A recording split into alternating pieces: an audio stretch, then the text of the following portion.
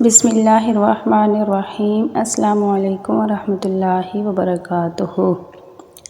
کہا جاتا ہے کہ کسی علاقے میں قحط سالی پیدا ہو گئی۔ اس قحط سالی کی لپیٹ میں نہ صرف انسان بلکہ چرند پرند سب اس کا شکار ہو گئے۔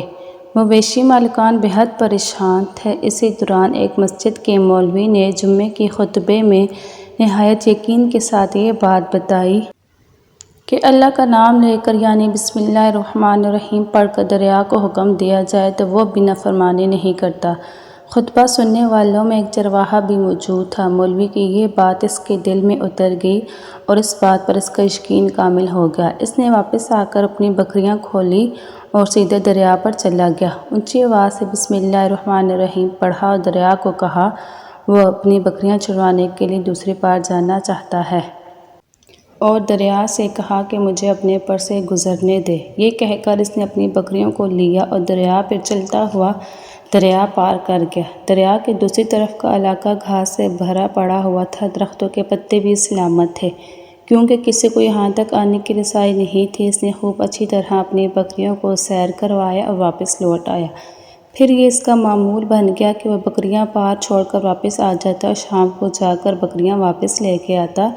اس کی بکریوں کا وزن دگنا چگنا ہو گیا۔ لوگ حیران ہو گئے اور اس سے پوچھا کہ وہ اپنی بکریوں کو کیا کھلاتا ہے۔ وہ سیدھا سادہ اور صاف دل نوجوان تھا۔ اس نے صاف صاف بتا دیا کہ جناب میں تو بسم اللہ الرحمن الرحیم پڑھ کر دریا پر چل کر اپنی بکریاں دوسری طرف چروانے لے جاتا ہوں۔ یہ بات سب نے سنی مگر کسی نے اس چرواہے کی بات پر یقین نہیں کیا کیونکہ یہ بات ناقابل یقین بات تھی۔ مگر یہ بات ہوتے ہوتے مولوی صاحب کے پاس پہنچ گئی۔ مولوی صاحب نے اس چرواہے کو بلایا اور سارا ماجرا پوچھا۔ اس چرواہے نے مولوی صاحب کو ہی حوالہ بنا لیا کہ مولوی صاحب میں تو آپ کا شکریہ ادا کرنے والا تھا۔ آپ نے جمعے کے خطبے میں جو نسخہ بتایا تھا کہ بسم اللہ الرحمن الرحیم کہہ کر دریا کو بھی حکم دو تو وہ انکار نہیں کرتا۔ میں تو بس آپ کے اس نسخے پر عمل کر رہا ہوں۔ مولوی صاحب حیرت سے اس کے چہرے کو دیکھتے رہے۔ مولوی صاحب نے کہا بھائی صاحب ایسی باتیں تو ہم ہر جمعہ میں کرتے ہیں، فقط ان کا مقصد لوگوں کا ایمان بنانا ہوتا ہے۔ مگر بکریوں والا ڈٹا رہا کہ میں تو بس بسم اللہ کہہ کر پانی پر چلتا ہوں، بکریوں سمیت پانی پار چلا جاتا ہوں۔ آخرکار مولوی صاحب نے صبح خود یہ تجربہ کرنے کی ٹھانی جیسے دیکھنے والے چرواہے سمیت پورا علاقہ بھی آ گیا۔ مجمع زیادہ تھا۔ مولوی صاحب نے ایک دو بار سوچا کہ انکار کر دوں کہیں ڈوب نہ جاؤں مگر وہ جو مولوی صاحب کے کندھے پر اٹھا کر لائے تھے ابھی جوش و خروش سے اللہ اکبر کے نعرے لگا رہے تھے اور مولوی صاحب کے حق میں تعریفیں کر رہے تھے۔ آخرکار مولوی صاحب نے اپنے ڈر کو دور کرنے کے لیے ایک رسا منگوایا۔ پہلے اسے ایک درخت کے ساتھ باندھا، پھر اپنی کمر کے ساتھ باندھا، پھر ڈرتے ڈرتے ڈھیلا ڈالا، بسم اللہ الرحمن الرحیم پڑھا اور دریا پہ چلنا شروع کر دیا۔ مگر پہلا پاؤں ہی رکھا تھا کہ پانی میں گر گئے۔ مولوی صاحب ڈبکیاں کھانے لگے اور پانی کے بہاؤ میں بہنا شروع ہو گئے۔ لوگوں نے کھینچ کھینچ کر باہر نکالا۔